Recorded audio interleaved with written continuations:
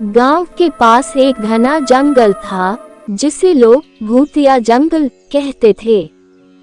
वहाँ के बड़े बुजुर्ग कहते थे, जो भी उस जंगल में गया वह कभी वापस नहीं आया। लोग डर के कारण रात तो क्या दिन में भी जंगल के पास जाने से कतराते थे।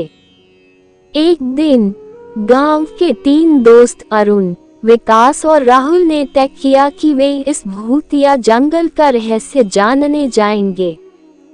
लोगों की बातों पर उन्हें यकीन नहीं था। अगर हम तीनों साथ रहेंगे तो डरने की कोई बात नहीं। अगली रात तीनों जंगल में कदम रखा।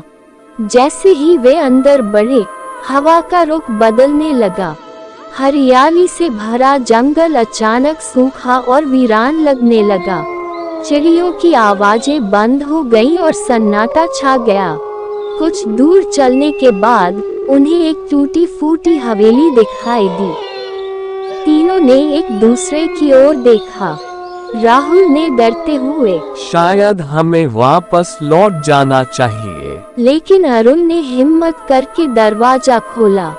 अंदर एक ठंडी हवा का झोंका आया और दीवारों पर अजीब आकृतियां उभरने लगी। अचानक एक बूढ़े आदमी की आवाज सुनाई दी, तुम्हें यहाँ नहीं आना चाहिए था। वे तीनों घबरा गए।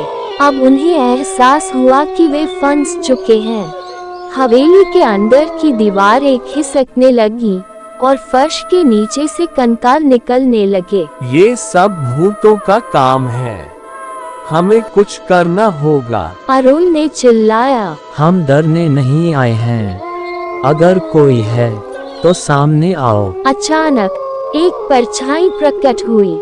वह एक औरत की आत्मा थी जो बहुत गुस्से में लग रही थी। हम तुम्हारी मदद कैसे कर सकते हैं? हमारी अस्थियों को सही से गंगा में प्रवाहित करो, तभी हमें शांति मिलेगी।